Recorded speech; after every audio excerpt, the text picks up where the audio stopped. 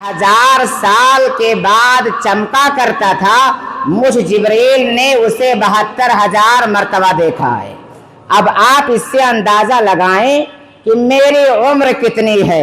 अल्लाह के रसूल सल्लल्लाहु ताला अलैहि वसल्लम ने इरशाद फरमाया, ऐ जिब्रील, क्या वो तारा तुम्हें अब भी नजर आता है?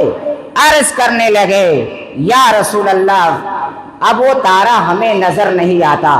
अल्लाह के रसूल सल्लल्लाहु ताला अलैहि वसल्लम ने इरशाद फरमाया, व अना इज्जती अना ज़ालिकल कौकब, उस रब की कसम, वो सितारा मैं मोहम्मद था सल्लल्लाहु ताला अलैहि वसल्लम, जिसको चमकते हुए तुमने 72,000 मर्तबा देखा है।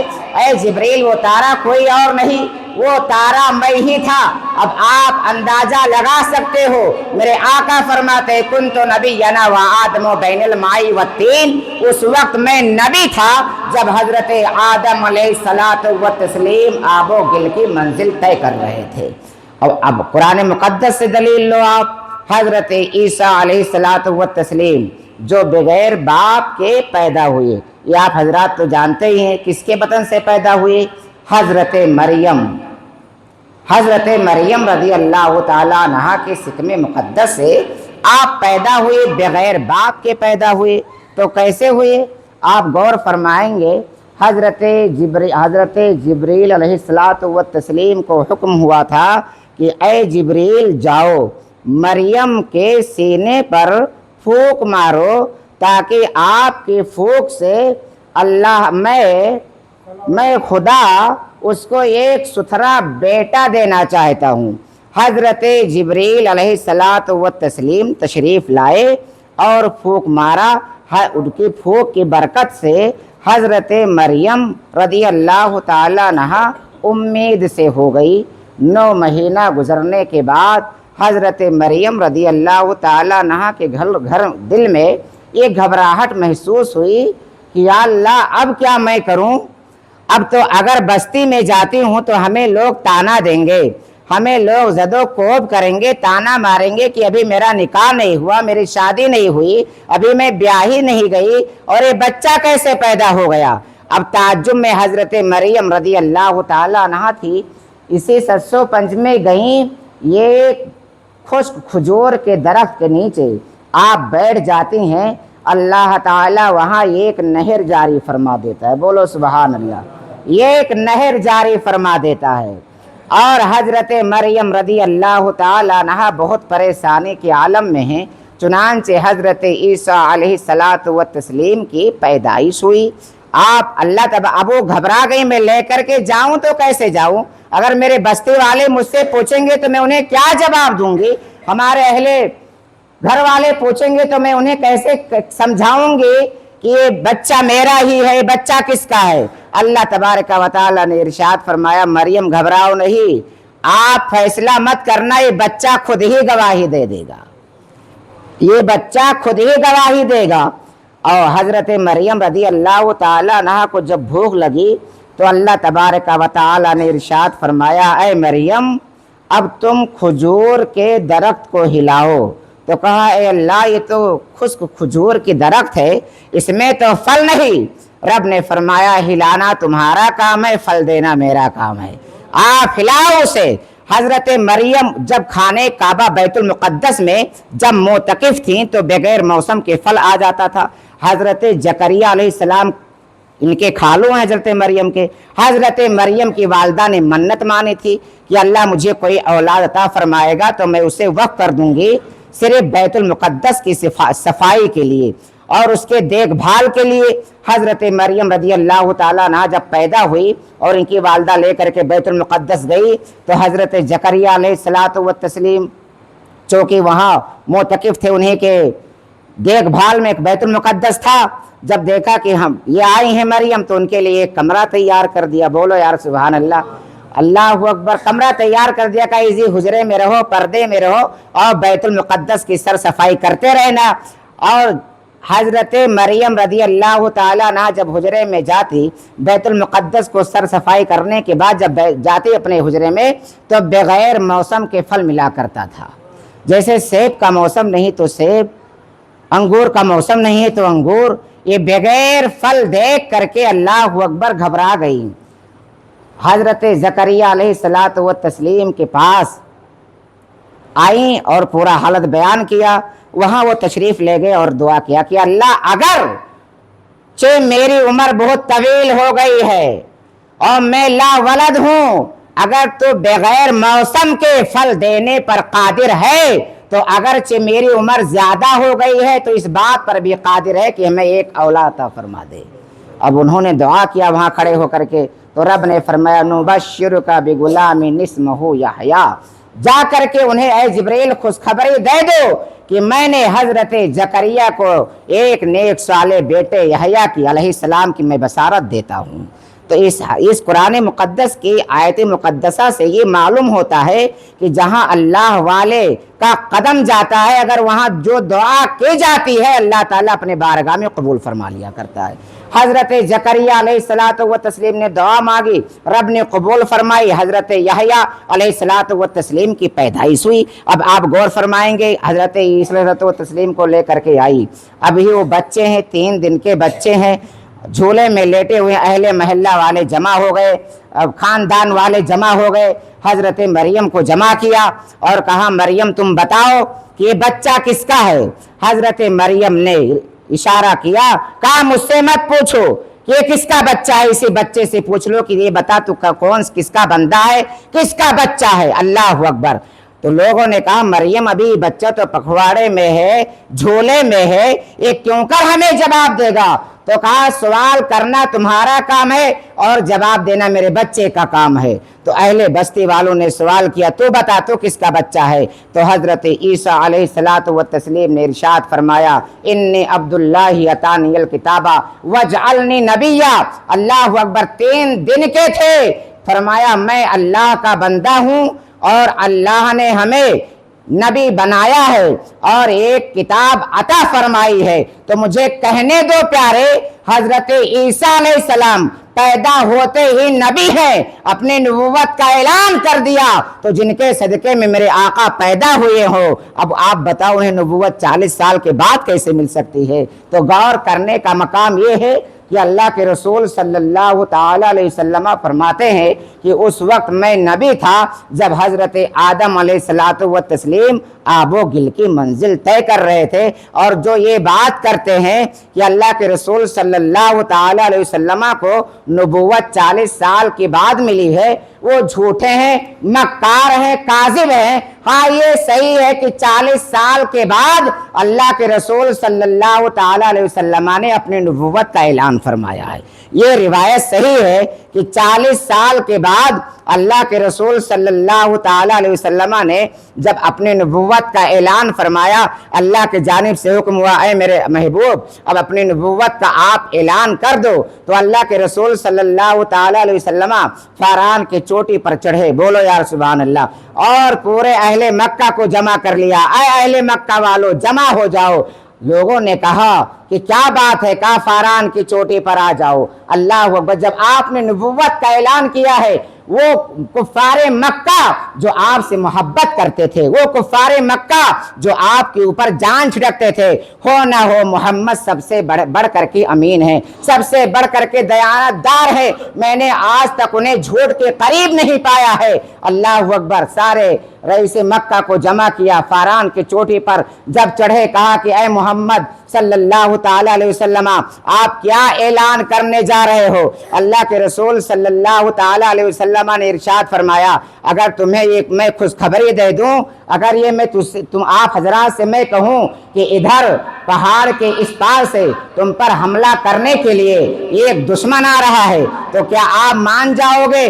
لوگوں نے کہا بے شک، جھوٹ آپ کبھی نہیں بولیں گے، آپ ایماندار ہیں، آپ دیانت دار ہیں، آپ صادق ہیں، سچے ہیں، ہم اقرار کر لیں گے کہ بے شک دشمن ہم پر حملہ کرنے کے لیے آ رہا ہوگا۔ اللہ کے رسول صلی اللہ علیہ وسلم نے ارشاد فرمایا تو آپ کو یقین ہے کہ میں دیانتدار ہوں، میں ایماندار ہوں، میں صادق ہوں، سچ بیان کرنے والا ہوں؟ سارے مکے والوں نے کہا ہاں، جس کی آپ بات کریں گے ہم سب لوگ تصدیق کریں گے۔ تو فاران کی چوٹی پر اللہ کے رسول صلی اللہ علیہ وسلم نے چڑھ کر کے اعلان کیا، انی رسول اللہ، لا الہ الا اللہ، انی رسول اللہ، اللہ کے سوا کوئی عبادت کے لائق نہیں، میں اس کا برحق رسول ہوں۔ اتنا جب کفار مکہ نے سنا، اللہ اکبر، پتھروں کا بارش کرنا شروع کر دیا کرتے ہیں۔ آج محمد تو اپنے نبوت کا اعلان کر رہا ہے، اور وہ لوگ جو بطور اپنے مال کو امانت کے طور پر رکھتے تھے، وہ بھی آج اللہ اکبر آپ کے جانی دشمن بن گئے۔ آپ کا چچا ابو جہل آپ کا جانی دشمن بن گیا، جتنے بڑے بڑے ومرا تھے آپ کے دشمن بن گئے۔ اللہ کے رسول صلی اللہ تعالی علیہ وسلم کے قلم مبارک پر یہ بات گرا گزری کہ آج ہمارے خاندان والے ہماری مخالفت کر رہے ہیں۔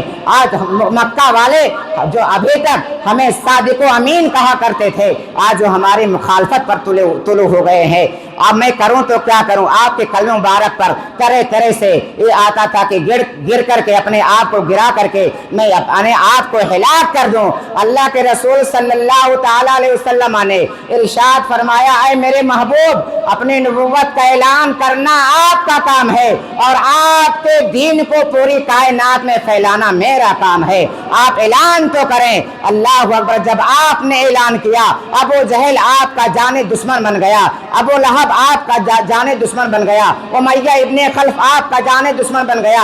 کہا لوگوں سن لو، بے شک اللہ نے ہمیں صادق و امین بنایا ہے، میں اللہ کا آخری پیغمبر ہوں۔ جب آپ نے اپنی نبوت کا اعلان کیا، سارے لوگ دشمن بن گئے۔ اللہ نے ارشاد فرمایا، اے میرے محبوب، ان کی مخالفت پر کا پرواہ نہ کرنا، آپ کا کلمہ مشرق و مغرب، شمال و جنوب میں پڑھا جائے گا، اور جو آپ کا کلمہ ایک مرتبہ پڑھ لے گا، قیامت کے دن اس پر جہنم کی آگ حرام کر دی جائے گی۔ تو پتہ چلا مسلمانوں، اللہ کے رسول صلی اللہ تعالی علیہ وسلم سے سچی محبت، سچی الفت کرنے کا نام ایمان ہے۔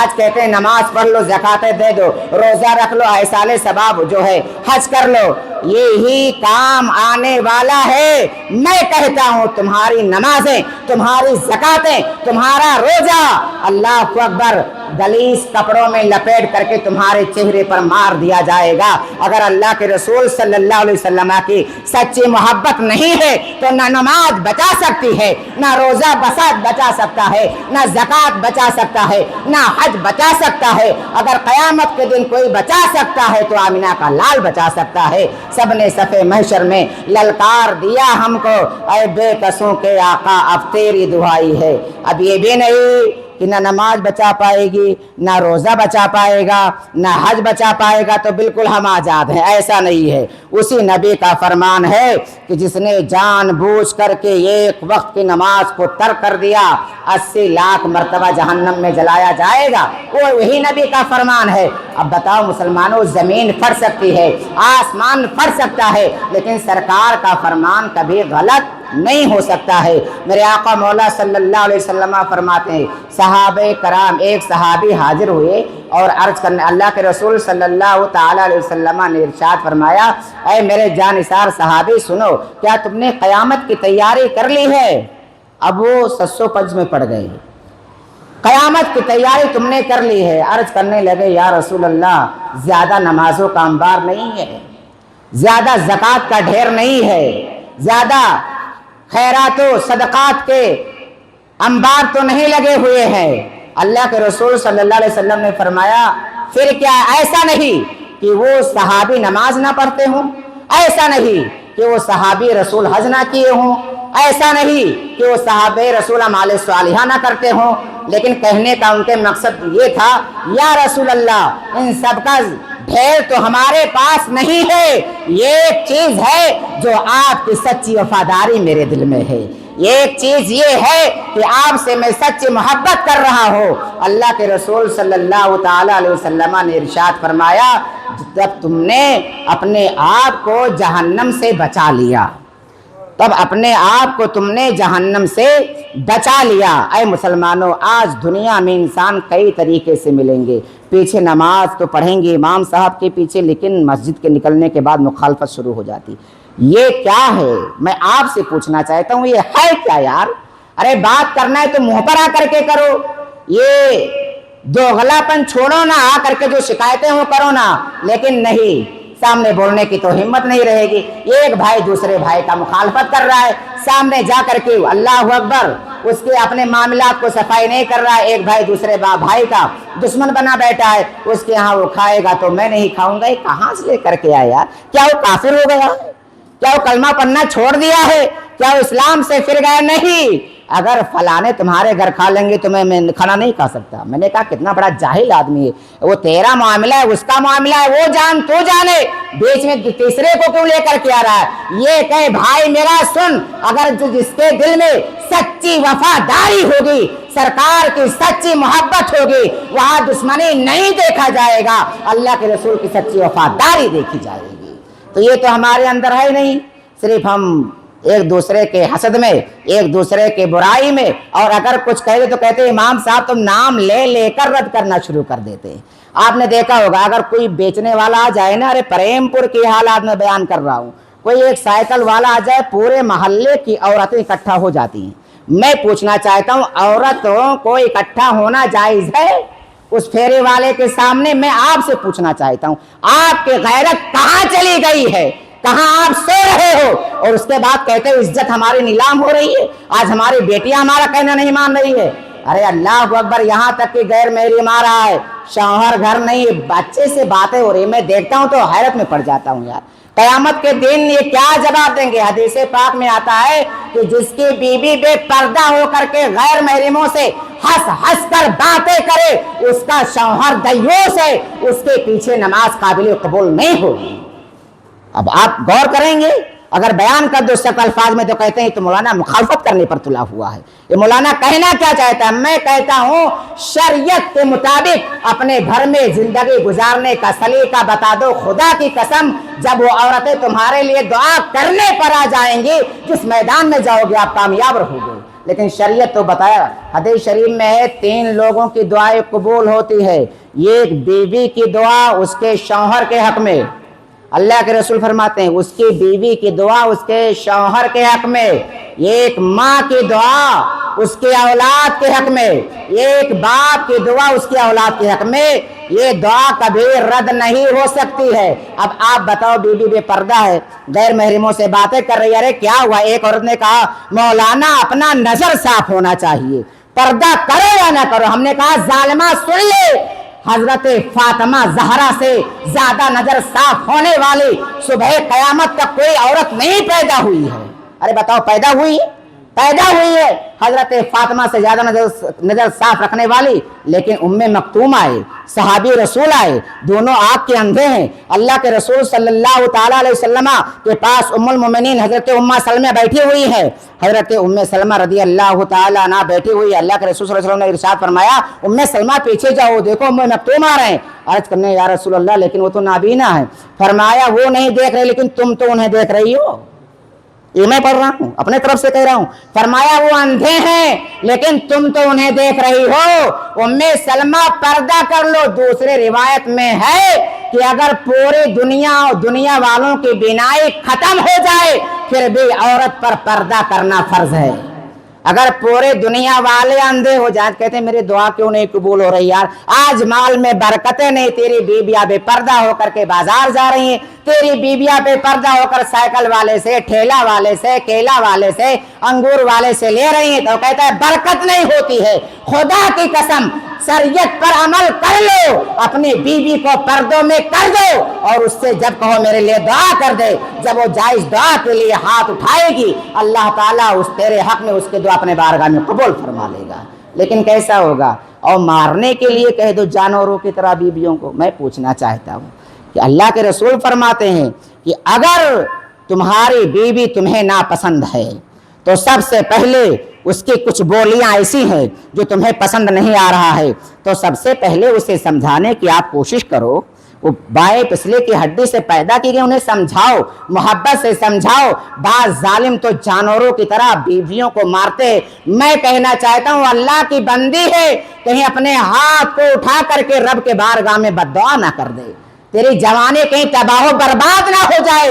इतनी सब्र वाली बीबियां होती है, जब दुआ करने पर आ जाती हैं तो अपने जहन्नमी शौहर को जन्नती बना दिया करती हैं। लेकिन जब दुआ करने पर आए तो दुआ तो तुम करवा कर देखो नहीं, जानवरों की तरह। लेकिन कब होगा यार, जब तुम दीन से दूरी बनाए हुए हो, शरीयत की बात जब पूछते नहीं हो, तो ये कहाँ से होगा? नहीं, ऐसा नहीं है। ऐ मुसलमानों, आप गौर करो, मारने पीटने के बाद बलाए ताक पर रखो, मोहब्बत से बातें करो, शरीयत का हुक्म उन्हें बताओ, शरीयत का हुक्म बताओ। नहीं, तुम्हें पर्दे में रहना है, तुम्हें झूठ नहीं बोलना है, तुम्हें पाकी के साथ रहना है, तुम्हें नमाज पढ़ना है, उसके बाद मेरे लिए दुआ करना है। ऐसा करवा करके तो देखो, जब ऐसा करवाओगे खुदा की कसम हर मैदान में कामयाब रहोगे। अल्लाह तबारक व तआला हम सबों को एक दूसरे के हुकूक को पहचाने की तौफीक अता फरमाए और शरीयत के मुताबिक अपनी ज़िंदगी को गुजारने की तौफीक अता फरमाए। अस्तगफिरुल्लाह रब्बी मिन कुल्लि ज़ंबिन व अतूबु इलैह। अस्सलामु अलैकुम व रहमतुल्लाहि व बरकातुहू।